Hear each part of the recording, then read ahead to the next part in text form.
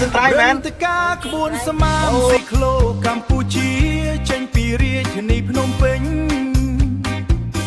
ឆ្ពោះទៅកាន់ខេត្តស្ទឹងត្រែង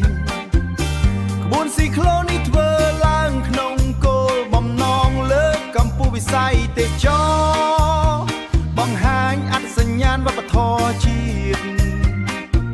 បង្ហាញអត្តសញ្ញាណវប្បធម៌ជាតិអូយេនឹងសបផ្សាយសោះណានុពលទេសចរនៅតំបន់ភូមិភាគអាសាជាពិសេសនៅខេត្តស្ទឹងត្រែងដែលសម្បូរទៅដោយត្រៃដែលសម្បូរទៅដោយធម្មជាតិនិងសហមអេកូទេសចរដ៏ទាក់ទាញ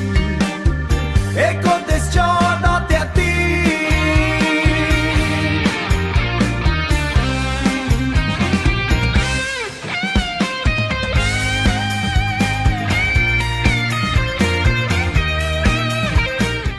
ពួកយើងមកដល់ខេត្តស្ទឹងត្រែងហើយយេ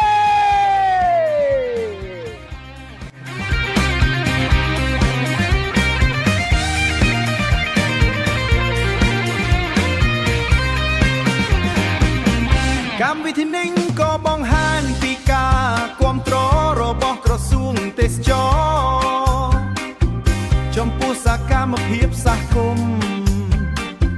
ចំពោះសកម្មភាពសហគមន៍និងការអភិវឌ្ឍទេសចរប្រកបដោយចីរភាព